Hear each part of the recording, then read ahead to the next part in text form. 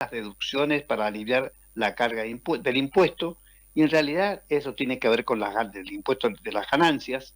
El titular de la cartera económica, Luis Caputo, adelantó que el gobierno planea ampliar fuertemente las deducciones que pueden aplicarse en el impuesto a las ganancias, con la intención de aliviar la carga fiscal sobre los trabajadores y al mismo tiempo fomentar el pedido de facturas en operaciones diarias. La medida fue anunciada en una entrevista con La Nación, donde Caputo aseguró que busca permitir que cualquiera que pague ganancias puede deducir desde una cafetera hasta la cuota de su crédito hipotecario.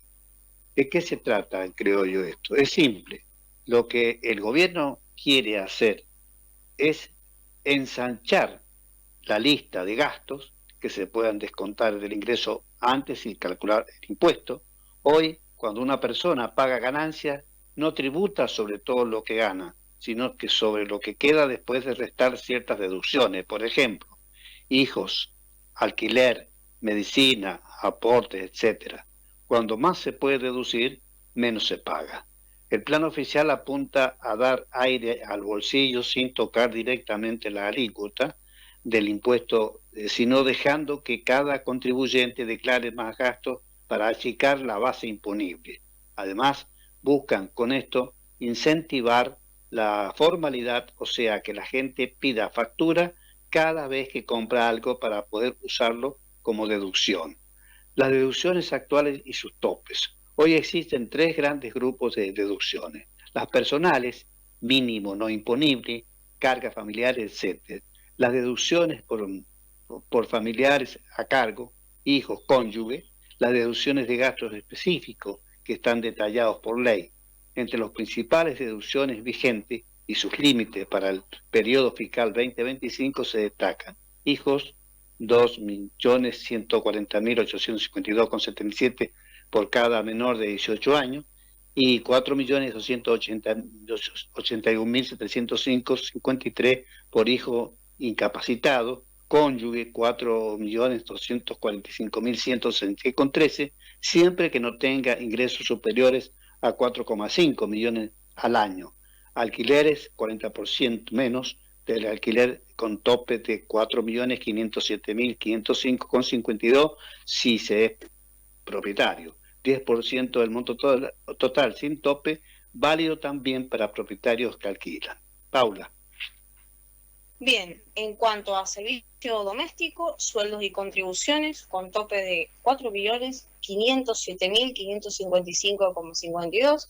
En medicina prepaga tenemos hasta el 5% de la ganancia neta anual. En honorarios médicos, 40% del gasto no reintegrado, con un tope de 5% de la ganancia neta. En donaciones, hasta el 5% de ingreso neto anual, siempre que sean a entidades habilitadas por ARCA. En seguros de vida y retiro, máximo anual deducible de 573.817,13. En gastos educativos, cuotas escolares, útiles y herramientas para hijos de hasta 24 años, hasta 1.803.002 pesos. En créditos hipotecarios, solo 20.000 anuales, con un monto ridículo y congelado desde hace más de 20 años. Sepelios, apenas 996,23, otro número desactualizado que quedó de museo. Indumentaria y herramientas de trabajo, solo si son de uso exclusivo laboral y sin reintegro. Aportes a sociedades de garantía recíproca, se reduce el 100%, pero debe mantenerse 2 años. El problema de fondo, con topes congelados y desactualización. Aunque la ley contempla muchas deducciones, varios topes están congelados desde los 90 o de los 2000, lo que vuelve prácticamente inútiles en el contexto inflacionario actual. Por ejemplo, el límite de 20.000 por intereses hipotecarios no cubre ni una fracción de una cuota mensual de hoy, y el del sepelio directamente, no alcanza ni para una corona. El Consejo Profesional de Ciencias Económicas de la Ciudad de Buenos Aires recordó que una resolución de la entonces AFIP, hoy ARCA, en 1998, fijó en 7.200 el tope para deducir gastos de mantenimiento de autos usados en actividades económicas. y jamás fue actualizado. Esa falta de actualización hizo que con los años las deducciones pierdan todo afecto real de alivio. ¿Qué pasaría si se concreta la reforma? Si el gobierno logra avanzar con la reforma que promete Caputo, el alivio sería más tangible y flexible. Las personas podrían restar el ingreso imponible de una mayor variedad de gastos reales, desde las compras cotidianas hasta pagos de créditos o servicios. Eso implicaría una rebaja efectiva del impuesto. Pero por ahora todo está en etapa de anuncio y promesa política. No hay texto de fechas concretas y el alivio por ahora es más discursivo que fiscal. O sea, han estado cumpliendo con lo que han dicho. Hasta ahora sí no lo han estado cumpliendo. Hay muchas cosas que ya están funcionando, pero bueno, nada, siempre vamos a dejar un espacio para la duda. ¿Por qué no? Ojalá que cumplan. Todos queremos lo mismo. Bueno, ahora tienen Carlitos el micrófono. bueno, nos tenemos que meter el informe sobre el conflicto entre Estados Unidos y Venezuela, escalada de tensiones y origen del conflicto. El conflicto entre Estados Unidos y Venezuela viene escalando desde los primeros momentos de la administración Donald Trump, cuando el expresidente norteamericano declaró que el narcotráfico constituía una forma de terrorismo, asimilando su combate a una guerra. En ese contexto, Trump mencionó al Mara Salvatrucha, al cartel de Sinaloa, al cartel de Arauco y más tarde, en julio, el llamado cartel de los Soles, cuya existencia formal es puesta en duda, aunque se reconoce que en Venezuela hay actividad ilícita vinculada al narcotráfico. El 8 de agosto marcó un punto de quiebre en la tensión. Estados Unidos ofreció una recompensa por información que condujera a la captura de Nicolás Maduro. Diosdado Cabello y Vladimir Padrino López, luego el gobierno estadounidense envió buques de guerra, cruceros e incluso submarinos nucleares hacia el Caribe, muchos de ellos con capacidad de lanzar misiles guiados, lo que evidenció una demostración de fuerza y un aumento drástico en la tensión diplomática y militar. Este movimiento generó un clima de expectativa e incertidumbre. Luego analistas interpretan la acción como una señal hacia la opinión pública estadounidense, mientras otros creen que podría tratarse de una maniobra para desestabilizar internamente a Venezuela o incluso de una posible intervención militar concreta. Paula. Bien, quiero aclarar un error. Acá no es expresidente, Trump sigue en el mandato. Sucede que nosotros sabemos esto, nada más que a veces hay errores en la redacción, errores humanos, ¿no? Si alguno capta alguno de esos errores en vivo, está bueno que por ahí nos manden un mensaje, no, por ahí la confusión es que por ahí la confusión se da, como dices vos, y uno como Trump cumplió un mandato de 4 años, ahora este mandato es para completar el periodo que tienen los yanquis para ejercer la presidencia. Entonces por ahí en algún momento se dijo bueno, no importa, lo importante es que es el actual presidente. Claro, a veces se está hablando de noticias viejas, bueno, entonces sí, está bien redactado, pero él sigue siendo el presidente, por las dudas que no se vayan a poner a googlear a ver si Trump se fue, no se ha ido. El argumento del narcotráfico, estábamos aquí, ¿no?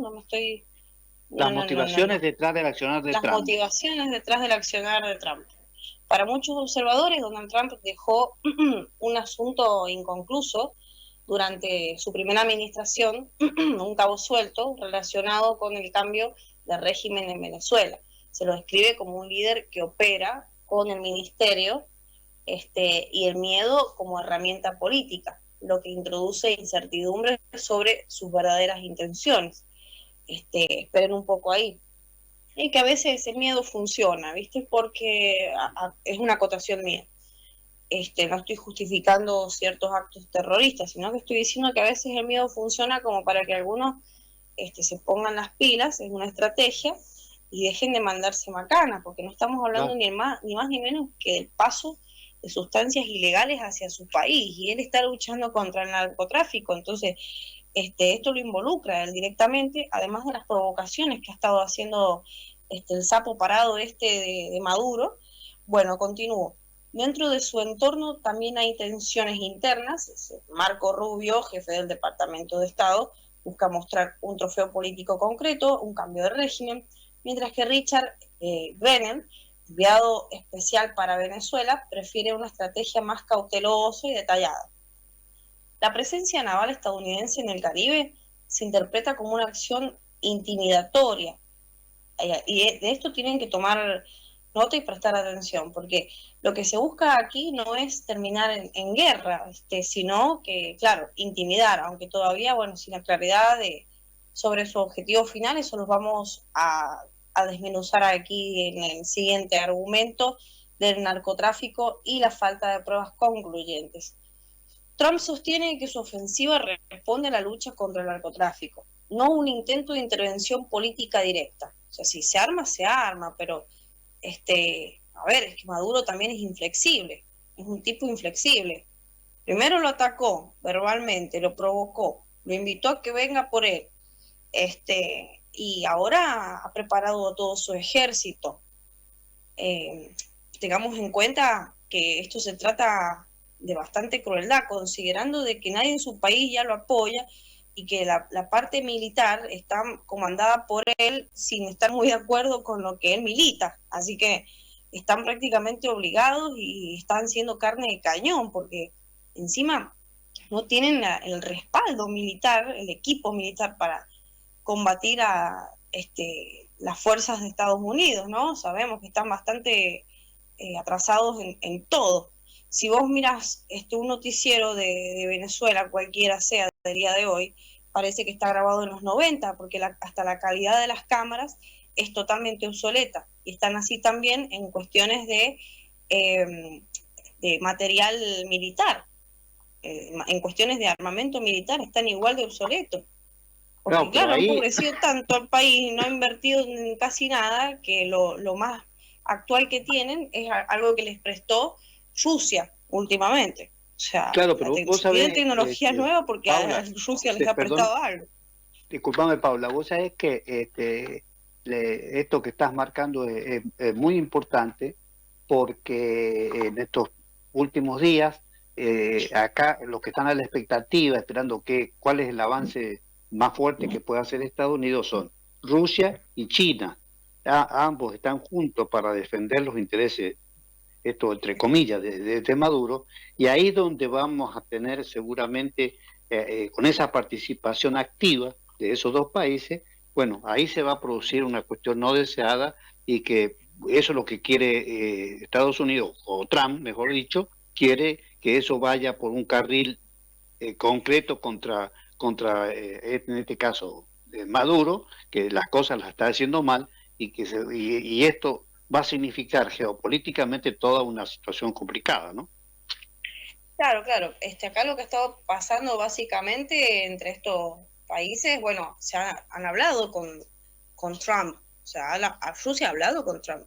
Nadie quiere tener un conflicto con Estados Unidos, nadie lo quiere tener. Si bien Venezuela tendrá sus intereses con estos países le han dicho, uy, bueno, qué bajón, ¿viste? Qué bajón, toma, te voy a dar esto, pero te lo voy a dar con uso limitado, como para que metas miedo nomás. Pero nadie quiere involucrarse totalmente, pelearse con Estados Unidos, ¿viste? Porque tienen todos intereses en lo económico, en lo comercial, tienen todos intereses en común. Además de que saben muy bien bajo qué régimen está Venezuela. Hace poco he visto un video, la gente está censurada, pero hay una mamá que sacó un video porque estaba muy dolida, se le había ido la hija del país, porque no se puede progresar. Se le había ido la hija del país, se le habían muerto dos bajo el régimen se le habían muerto dos hijos y dos se le habían ido al país. Y la última que se fue su hija, y ella se quejaba, insultó de arriba abajo a Maduro, dijo un montón de verdades desde la cámara de su celular en su propia casa. Esta madre que se desahogaba y decía, ya no me importan las consecuencias, Maduro, esto demuestra que vos no te podés expresar en el país. Este video se hizo viral, esperemos que la señora esté bien. A lo que voy es que el pueblo no está con él, está obligado a seguir simplemente tus órdenes. Esta mujer decía, no me importa ya las consecuencias, si me golpean, si me encierran, si no aparezco nunca más, ya no tengo nada que perder, mis 2 hijos se fueron de este país hermoso que vos destruiste, y bueno, lo llenó. Así que, como digo, no solamente el pueblo de él lo sabe, están sabiendo Rusia y todos los que apoyan alrededor del mundo y todos los que están en contra de Venezuela, están sabiendo muy bien el mal pasar que tienen ellos adentro. Y esto es indiscutible. Entonces, bueno, los intereses de Trump ahora no vienen por el lado de liberar a Venezuela, vienen por el lado de dejar de meterme droga al país. Se trata de eso. O sea, supuestamente no se han presentado pruebas concluyentes de que me incluyen directamente a Nicolás Maduro con los carteles de drogas, pero escúchame, es tu país. Es tu Sí, país. claro. Entonces, si a uno lo pillan en una playa de Estados Unidos, en un puerto de Estados Unidos, pillan unos venezolanos que vienen en avioneta o que vienen en lanchas, como ha estado pasando, claro, hablas prácticamente como un venezolano, no vas a estar fingiendo, no venís de Brasil. Se nota, ¿no? Entonces, si venís de Brasil y tu presidente no te ha controlado, es igual de cómplice que vos, aunque supuestamente él no nos mande. Bueno, es cierto que Venezuela funciona como un punto de salida de sustancias ilícitas hacia Europa también, especialmente cocaína y estupefacientes. Pero esto no es necesariamente, claro, configura un cartel estructurado con jerarquías formales. El término cartel, tomado de las organizaciones de cocaína de los años 80 y 90, se usa de manera amplia y quizás a veces impropia. No obstante, se reconoce que hay complicaciones políticas internas que permiten y facilitan este tránsito. Esto es cierto, esto no lo digo yo. Aún así, Trump necesitaría el justificativo político y jurídico más sólido para emprender una intervención abierta. De esto también ya ha hablado gente, digamos, que tiene relevancia para poder hablar de este tema, ya lo han dicho de Estados Unidos, son acusaciones directas de las personas que tienen poder y están viendo en el momento lo que está pasando. Bueno, algo que recuerda a otros precedentes estadounidenses, como las acusaciones de armas de destrucción masiva en Irak, 2003, la invasión en Panamá, 1989, para capturar a Noriega. Bueno, desde esa última operación unilateral pasaron 36 años sin una intervención directa de Estados Unidos en América Latina, lo que vuelve este escenario extremadamente delicado. En el contexto geopolítico regional o internacional, en el plano diplomático, los aliados tradicionales de Venezuela han sido extremadamente cautelosos. Organismos como la Organización para la Cooperación de Shanghái, que incluye a China y a Rusia, han evitado pronunciarse con fuerza sobre la situación caribeña. De hecho, se supo que Putin y Trump habrían discutido el tema, acordando de que Rusia cumpliría un rol de mediador en Ucrania, mientras que América Latina y particularmente Caribe sería considerada una zona de influencia natural de Estados Unidos. ¿Se entiende? Las reacciones en la región fueron tibias y de bajo perfil. La posición más firme vino del presidente colombiano Gustavo Petro, quien advirtió que si Estados Unidos llegara a invadir Venezuela, Colombia estaría al lado de Caracas. En cambio, El Salvador, ya sabemos por qué está mandado El Salvador, y un gran abrazo al presidente, que es un capo. Ecuador y la Argentina de Javier Milei se alinearon abiertamente con la coalición internacional liderada por Estados Unidos.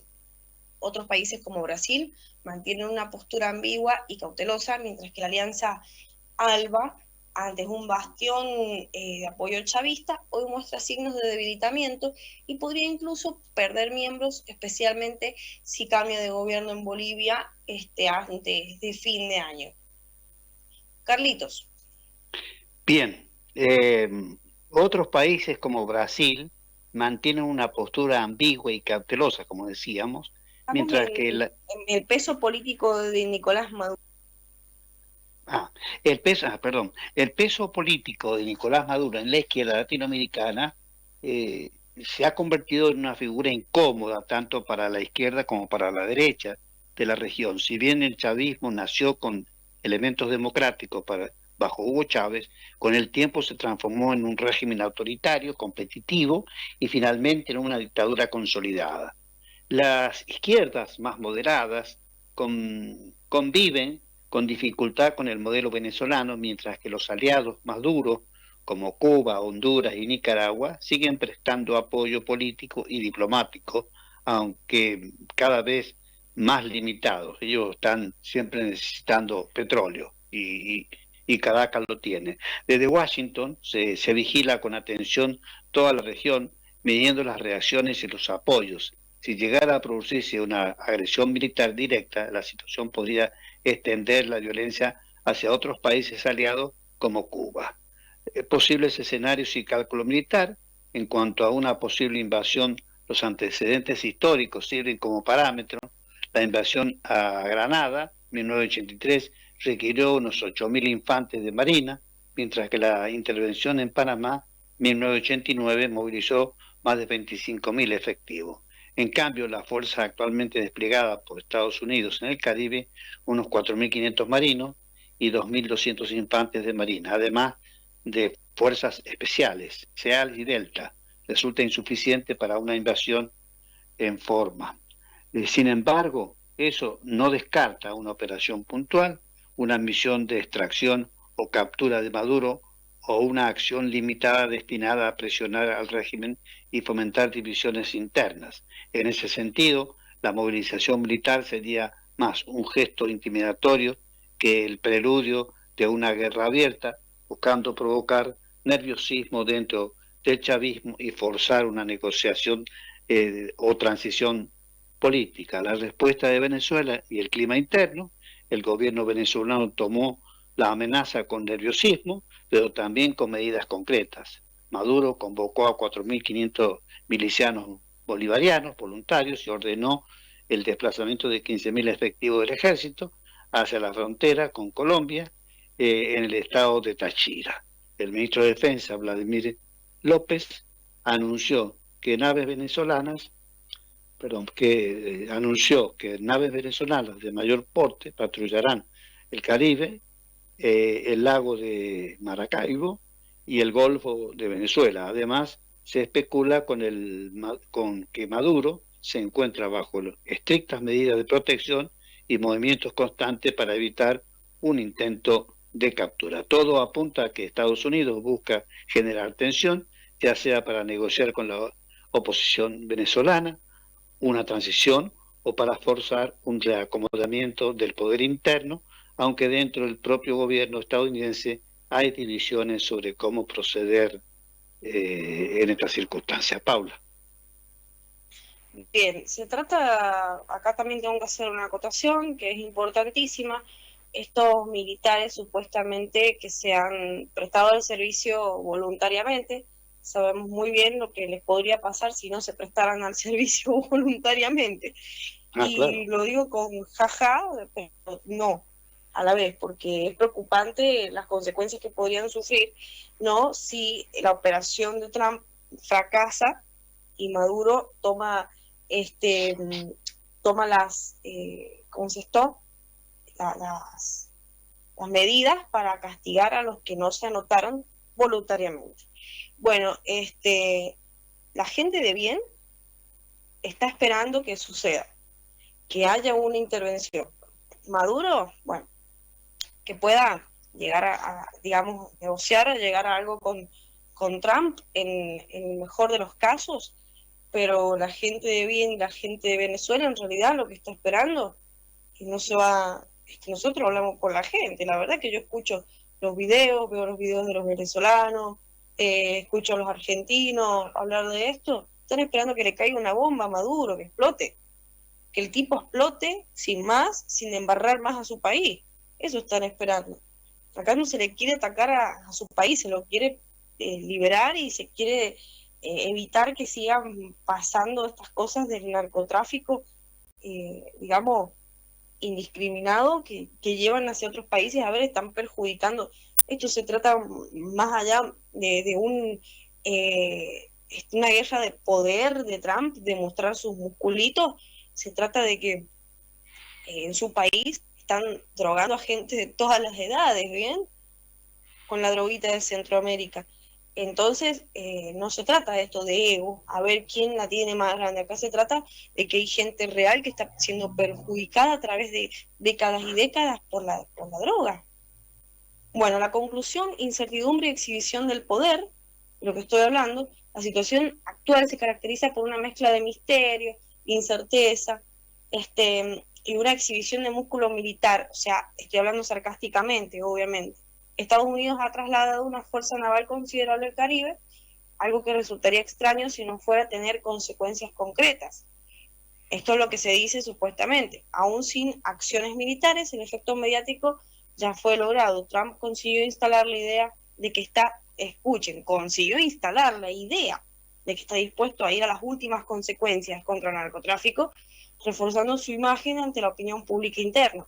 Por su parte, Venezuela se muestra desafiante y movilizada, aunque consciente de que enfrenta un momento de máxima vulnerabilidad.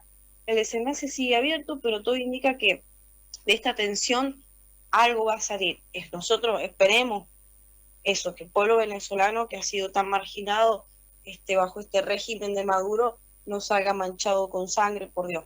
Bueno, ¿qué está pasando en el mundo? La careta política, bueno, va a traer las noticias que fueron furor en estos últimos 30 días, pero en vez de Venezuela ahora nos vamos para Francia. En cuanto a la crisis política y fiscal, o sea, Francia está en llamas prácticamente, diga que lo que digan también los videos que se ven en las redes son indiscutibles, no están hechos por IA.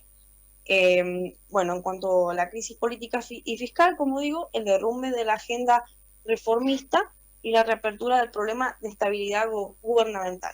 Francia atraviesa en este último mes una crisis política profunda que combina problemas fiscales, renuncias ministeriales y la suspensión y luego la reimpugnación de reformas claves, en especial la discusión sobre la reforma de pensiones, que ya venía siendo un tema divisorio. La fragilidad del gobierno quedó a la vista cuando el presidente tuvo que rearmar al Ejecutivo en medio de protestas y movimientos de oposición que cuestionan tanto la política económica como la legitimidad de las medidas de austeridad propuestas para ordenar las cuentas públicas. En pocos meses, el Palacio del Eliseo llegó a nombrar y recibir la renuncia de varios primeros ministros en un nivel de volatilidad poco habitual para la República. La pensión sobre el déficit y la necesidad de ajustar el presupuesto europeo han tensionado todavía más el tablero. El gobierno anunció la suspensión provisoria de un aumento de edad jubilatoria y buscó acuerdos con conformaciones del centro izquierda para evitar tomar decisiones que provoquen una moción de censura y el riesgo de elecciones anticipadas. Claro que no quieren elecciones anticipadas. Chorros. Están igual aquí que como con lo que pasó con Fernández, o sea, querían que se vaya ya, el tipo es sátrapa ese. El resultado es una escena política en la que la gobernabilidad se ha vuelto pendular. La derecha, la izquierda y los grupos parlamentarios se acusan mutuamente de desorden y de arrastrar al país a una parálisis fiscal, mientras la economía muestra su vulnerabilidad ante mercados y socios con la Unión Europea. Esta convulsión política tiene repercusiones sociales, obviamente, manifestaciones, debates de calle, presión de sindicatos y actores sociales, y también externas de la Unión Europea. Mira con preocupación cómo la segunda economía de la eurozona maneja su déficit y su agenda reformista.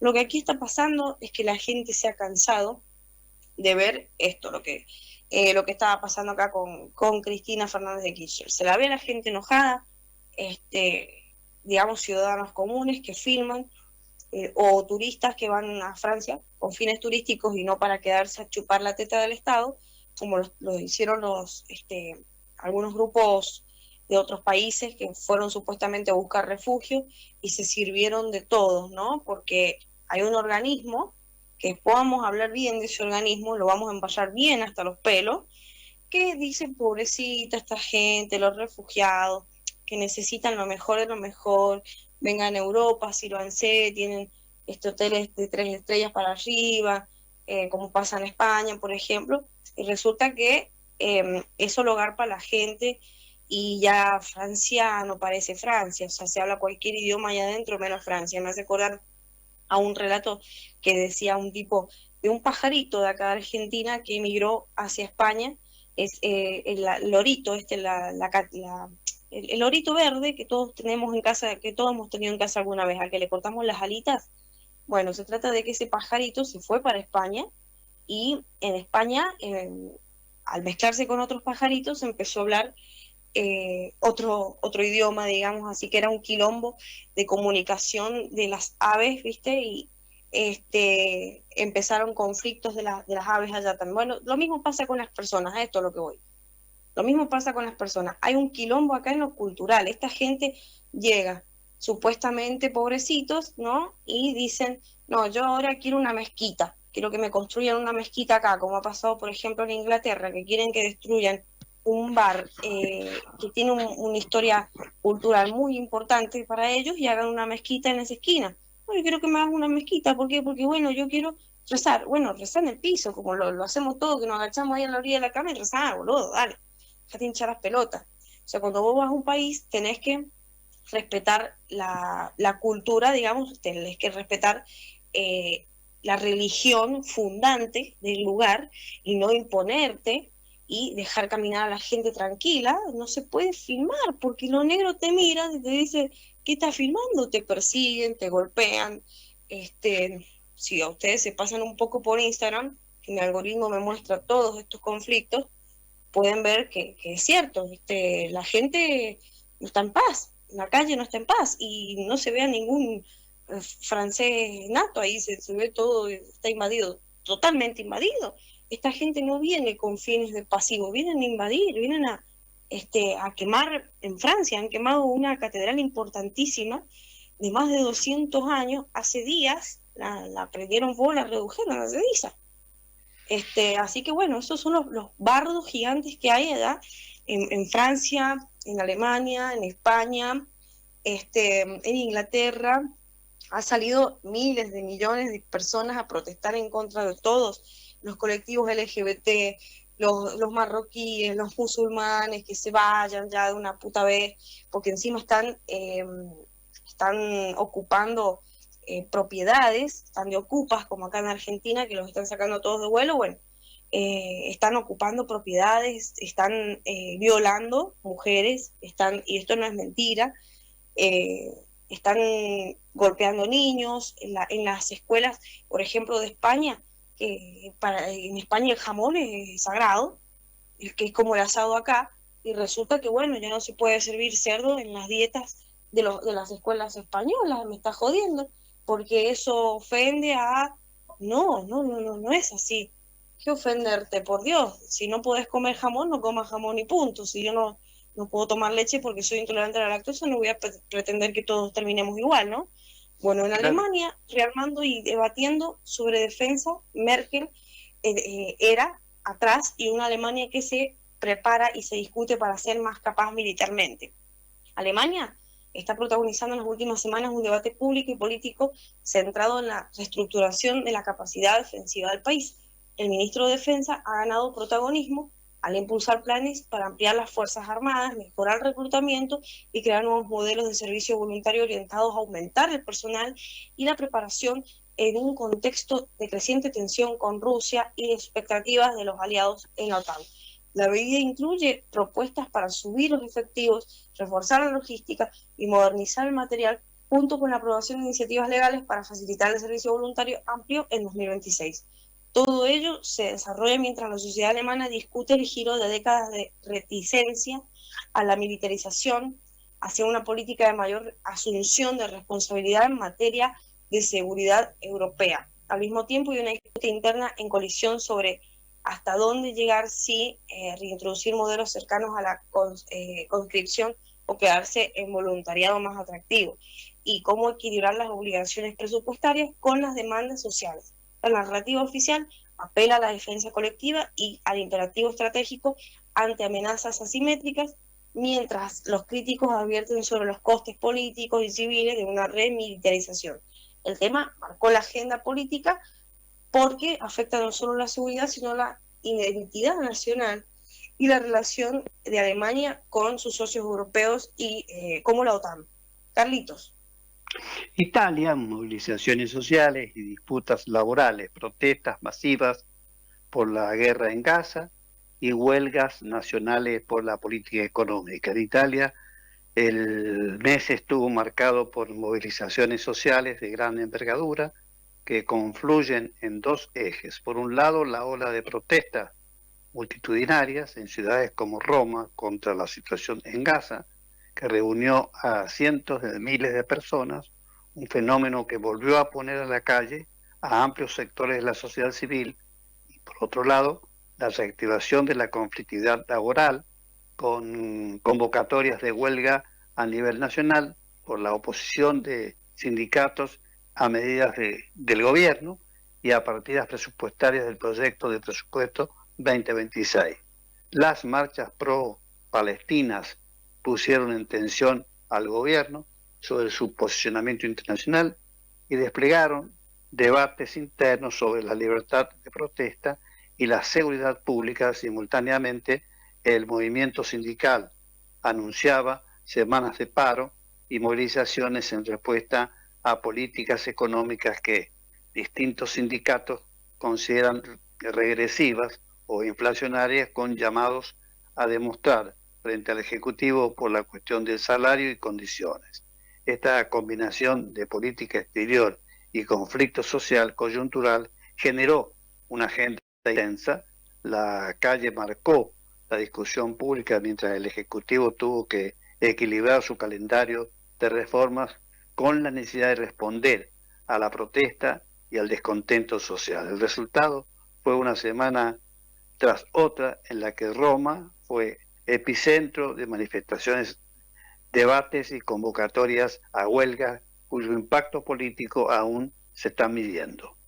España memoria, protesta y reclamos tras la catástrofe aniversario y movilización por las inundaciones que dejaron centenares de muertos. En España, la noticia que fue tema nacional este último mes fue la conmoción social y las protestas vinculadas sí, ¿no?, al primer aniversario de las inundaciones que afectaron especialmente a la Comunidad Valenciana. Un desastre. No puedo creer que ya haya pasado un año, ¿eh? Prosigue, sí, prosigue. Bueno. No, es que los 12 meses están. Un desastre que en su momento provocó centenares de víctimas y que ahora llevó a miles de ciudadanos a manifestarse para reclamar responsabilidades y la renuncia de autoridades locales por la gestión de la emergencia. Las movilizaciones, que tuvieron presencia masiva en las calles de Valencia y terminaron frente a las sedes del gobierno regional, se constituyeron como una expresión de indignación por la falta de prevención, la gestión del desastre y la sensación de abandono por parte de las instituciones, sindicatos, organizaciones cívicas y familiares de las víctimas. Lideraron los reclamos por mayor transparencia y rendición de cuentas.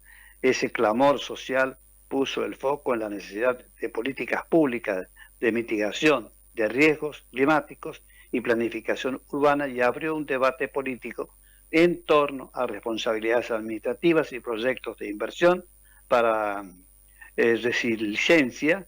La cobertura oficial y mediática consignó además llamados a reformas en la gestión de emergencia y revisión de obras hidráulicas con repercusiones en la agenda política local y nacional. Bueno, acá está Cristina Fernández de Kirchner, novedades judiciales. Esto lo dijimos en la apertura nomás. En las últimas 2 semanas hubo 2 movimientos judiciales clave que marcan el calendario de Cristina. Primero arrancó el megajuicio oral por la denominada causa Cuadernos, con la lectura de la acusación del Tribunal Oral 7 y la presencia de la expresidenta entre los imputados. Y segundo, la Cámara Federal de Casación ratificó decisiones vinculadas a la causabilidad, entre ellas medidas de decomiso solicitadas para recuperar montos a favor del Estado.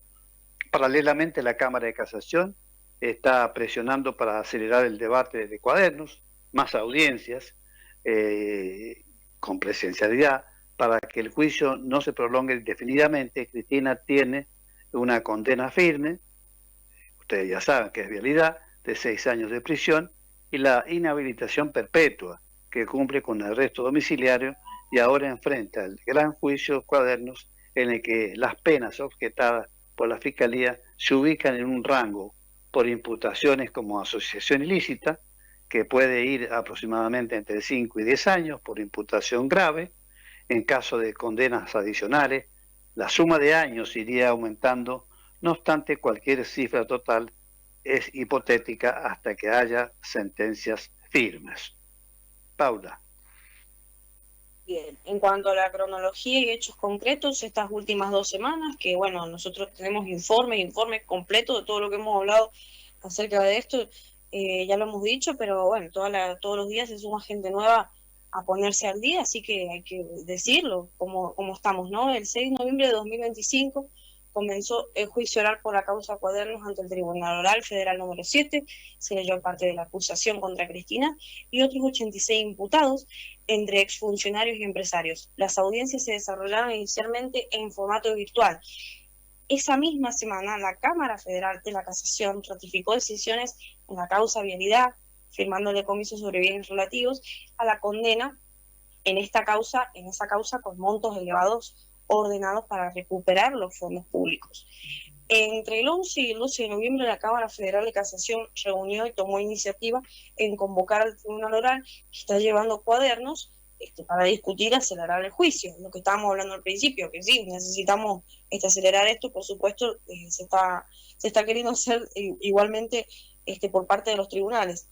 Más audiencias por semana, presencialidad, o sea, se está hablando de hasta 3 por semana, presencialidad en Comodoro, PI, y la posibilidad de trabajar en feria para evitar demoras. O sea, que van a trabajar hasta en ferias, imagínate, para hacerle justicia a todos los que estamos muy ansiosos. No sé si le van a dar una cárcel común, porque bueno, ella está, tiene una edad, digamos, complicada, pero tampoco la quiero en 11-11 bailando en el balcón, ¿no? Bueno, la idea es imprimir ritmo al debate oral, que por su magnitud podría durar años, ¿no? Pero bueno, vamos a ir adelantando. Supuestamente, desde el punto de que las ferias no se van a respetar, la feria va a seguir. Con la causa Cuadernos, ¿qué es? ¿Quiénes están implicados y cómo sigue? La causa Cuadernos es parte de las anotaciones del chofer Oscar Centeno, publicada en 2018, donde se detallaban supuestos traslados de dinero en efectivo vinculados a sobornos por obra pública durante los gobiernos kirchneristas. El expediente terminó acumulando muchos legajos y ahora desembocó en un juicio oral masivo. Y la causa reúne a Cristina Fernández de Kirchner como la imputada central, junto a exfuncionarios alrededor de 19 a 22, según piezas del expediente, y empresarios de la Constitución, más de 60 en la nómina del debate. En total se habla de unos 86, 87 imputados en el tramo del juicio. Esperamos que todos salgan con nombres y apellidos y que los peguen en flyers, en todos los postes de Argentina, si no nos olvidamos, porque más adelante, si estos no caen en cana o pueden zafarse, van a volver a estar adentro del poder. El Tribunal Oral Federal número 7 está integrado por los jueces Enrique Méndez Signori, Fernando Canero y Germán Castelli. Y por sorteo quedó además como cuarto el juez Néstor Costabel. La Unidad de Información Financiera, UIF, actúa como querellante representada por el abogado Mariano Galpern en el debate. El juicio comenzó de manera virtual, pero Casación llamó a acelerar y a pasar a un esquema presencial con mayor frecuencia, posiblemente, como dije, 3 audiencias semanales y un trabajo en feria judicial, para evitar que el proceso se extienda durante tantos años. Los camaristas que impulsan esta aceleración buscan mayor inmediatez en la oralidad. Gracias, chicos, gracias, muchas gracias. Por la magnitud del caso, cientos de testigos y decenas de imputados y la experiencia práctica, se estima que el juicio pueda extenderse entre 2 o 3 años si no se acelera. Entonces, bueno, la convocatoria actual pretende recortar este plazo, pero la cifra final dependerá de las recusaciones, incidentes procesales y apelaciones. En cuanto a la causa de vialidad, el estado actual y el estado de esto, el fallo reciente, la causa de vialidad es la que terminó con la condena de Cristina por direccionar contratos de obra pública en la provincia de Santa Cruz hacia Lázaro Báez y personas de su entorno, con perjuicio al Estado. Esa condena terminó en una pena de 6 años de prisión y la inhabilitación perpetua para ejercer cargos públicos. La Corte Suprema de Justicia confirmó la condena en junio de 2025 y la expresidenta pasó a cumplir arresto domiciliario por su edad. Durante la última semana, la Cámara Federal de Casación rechazó recursos y ratificó decomisos por montos cuantiosos para intentar recuperar sumas atribuidas como el perjuicio de la causa de vialidad. Esas medidas buscan materializar el resarcimiento del Estado frente a la condena firme. La condena de vialidad quedó firme y la expresidenta está cumpliendo la modalidad de detención domiciliaria. Además, pero cuando le quiten 1111, ¿dónde va a ir? ¿A la casa de la vecina que la odia? ¿Dónde? Bueno, además las medidas de decomiso implican que bienes embargados puedan ser ejecutados para cubrir el monto ordenado judicialmente, lo que acabo de decir, porque si está en 1111 y le tienen que quitar la propiedad porque también está dentro de las cosas que le van a quitar, ¿a dónde se va a ir a cumplir condena? ¿A dónde? Digo yo, qué sé yo, a la vereda. A la vereda la van a atar a un poste, la van a atar. Y bueno, a mí no me parece mal, así de paso la gente le tira piedra, la misma gente que la votó, porque son unos impresentables. En cuanto a los jueces, fiscales y querellantes que llevan las causas, el Tribunal Oral número 7, que juzga la causa de Cuadernos, está compuesto por Enrique Méndez, Signori, Fernando Canero y Germán Castillery y Néstor Costaver como suplente por sorteo. Las audiencias y la lectura de la acusación fueron coordinadas por la Fiscalía correspondiente al Fuero Federal y la Unidad de Información Financiera se constituyó como querellante en la causa Cuadernos, representada por Mariano Galper. La UIF participa especialmente por la arista patrimonial y el seguimiento de los flujos financieros. La Cámara Federal de Casación intervino activamente en la última semana, convocando al TOF7 pidiendo presencialidad y mayor ritmo, y la Corte Suprema ya había intervenido anteriormente en vialidad, confirmando la condena. Carlitos. ¿Qué penas se discuten y cuál sería el total aproximado? La pena firme conocida es de 6 años de prisión y la inhabilitación perpetua por la causa veredad, confirmada por la Corte. Cristina cumple arresto domiciliario, como decíamos. En la causa Cuadernos, la Fiscalía acusa, entre otros delitos, figuras graves como asociación ilícita y otros delitos vinculados a la corrupción. Para esos delitos, la horquilla de penas, según el Código Penal, y la calificación que aplique el tribunal, puede ubicarse aproximadamente entre los 5 y 10 años para las acusaciones principales. Por eso, muchos análisis periodísticos estiman que si llegara a haber condenas en Cuadernos, la expresidente podría enfrentar varios años adicionales a los 6 que ya están firmes. Si se sumara una condena intermedia en Cuadernos, digamos, entre 5 u 8 años, a los 6 años ya firmes, la suma sería de entre 11 y 14 años. Pero esto es solo un ejercicio. Los procesos pueden terminar en absoluciones, condenas menores, acumulación de penas o bien reducciones en apelaciones. Por eso no hay un total definitivo mientras no haya sentencias firmes y ejecutorias. Riesgos procesales, apelaciones y vía defensa. El juicio de Cuadernos va a tener numerosas incidencias procesales, recusaciones, pedidos de nulidad, planteos sobre pruebas, por ejemplo, la autenticidad o el valor probatorio de los cuadernos, y la defensa promete apelar todo fallo que la condene. Eso suele alargar plazos y generar recursos ante casación y eventualmente ante instancias internacionales. Bueno, esta es así, ¿no? Uno sigue todas estas causas en rigor de verdad, es así. La Cámara de Casación está intentando evitar demoras administrativas y busca presionar la apreciabilidad a mayor ritmo. A pesar de eso, los recursos y la complejidad técnica del caso pueden dilatar resoluciones definitivas. Impacto político y social, las novedades judiciales, inicio de juicio Cuadernos y medidas sobre vialidad reabren la tensión política en la Argentina. Para el oficialismo actual son herramientas de control institucional, para el kirchnerismo son pruebas de persecución políticas. Socialmente, la confirmación de condenas y los decomisos disparan protestas y defensas públicas. Institucionalmente implican una pulseada entre ritmos judiciales y la necesidad de que el proceso avance con celeridad, sin vulnerar garantías. En la práctica, esto seguirá siendo tema central en la agenda pública y mediática. Paula.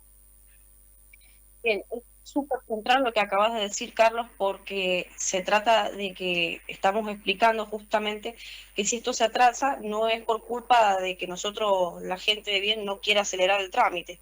Se trata de esto. Dice que son, para el kirchnerismo, pruebas de persecución política. Y, repito, socialmente la confirmación de condenas y los decomisos disparan protestas y defensas públicas. Institucionalmente implican una pulseada entre ritmos judiciales. Esa es la parte de la que apunto. Institucionalmente implica una pulseada entre ritmos judiciales, que obviamente depende de esto que el proceso avance. Por eso también vamos a tener que esperar, ¿no? Porque hay gente que la está defendiendo. Bueno, ¿qué esperan las próximas 2 semanas? Se espera que el TOF7 incremente la cantidad de audiencias semanales, que es lo que ellos están queriendo hacer, posiblemente en formato presencial. Así todo el país le ve la cara de perro que tiene y que continúe la lectura de imputaciones y pruebas. La Cámara de Casación mantendrá, bueno, disculpen, no quería insultar a los perros, mantendrá su presión para acelerar el juicio e imprimir mayor celeridad al proceso. Por otro lado, podrían emitirse nuevas resoluciones sobre la ejecución de decomisos en la causa vialidad en caso de que no haya pago voluntario de las sumas ordenadas judicialmente. Che, Carlito, ¿sabes quién quería refugiar a la cretina? Ah. Sí, ya sabes, los izquierdistas de Centroamérica que están destruyendo todo. ¿Sí? Esos estaban dispuestos a refugiarla en caso de que sea necesario, ¿no? A ella, de todos los secuaces ratas estas de Alcantarilla que han vendido totalmente al país. Cuando se habla de esto, de que Milei está queriendo vender al país, que Estados Unidos, que bla, bla, bla, bla, bla,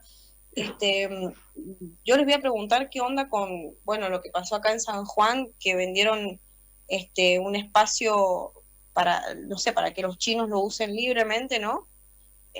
Para poner esa antena de la que habíamos hablado la semana pasada, o lo que pasó con los chinos, ¿en dónde fue? En Santa Cruz y todo esto. Bueno, eso, si eso no es venderla a la patria, no sé qué lo es. Así que estamos hablando ni más ni menos con propiedad cuando decimos Cristina, porque es una traidora a la madre patria, a la Argentina. Bueno, en cuanto a Europa, cierro diciendo que están en el recontrahorno por haber aceptado en el gobierno a personas de este calibre que promueven el socialismo con la plata del pueblo. O sea, la caridad, pero con la plata del pueblo, y están así refugiando un montón de gente que está haciendo estragos adentro del país. Ahora mismo, los países, digamos, que se han salvado, son los que no han metido refugiados a su país. Países Bajos está en uno de los puestos, digamos, de los mejores países, los que están en mejor estado, digamos, económico y social. Estamos hablando también de Suecia, Noruega, Dinamarca y Países Bajos. Todos estos países son los que están ahora salvándose de los quilombos que tiene Alemania, Francia, España, hasta Italia, por haber hecho caridad con gente que no tenían que hacer caridad. Bueno, este es el fin del programa. Yo me despido de Carlos, me despido de Tony. Mañana seguramente vamos a tener un montón de otros temas que vamos a desmenuzar. Tenemos que ponernos al día todo el día, que es lo que hacemos, ¿no? Yo, por ejemplo, voy sacando información, saco capturas, y después investigo, informe. Así que mañana les vamos a traer mucho más acá en La Careta Política. Nos pueden seguir por YouTube, pueden interactuar con nosotros, pueden abrir a debate, ¿por qué no? Debate aquí en vivo y en directo, no se los recomiendo, pues les recomiendo que vengan estudiados para abrir un debate, pero bueno, claro les mandamos un abrazo, le mando un abrazo a Tony, a Carlos, a la audiencia que nos ha acompañado, y así cierra Carlitos debidamente. Gracias Paula, sí, en efecto, nos estamos retirando ya, son las 9 de la mañana, casi 10 minutos, nos despedimos, hasta mañana a las 8 con una nueva edición de La Careta Política y por supuesto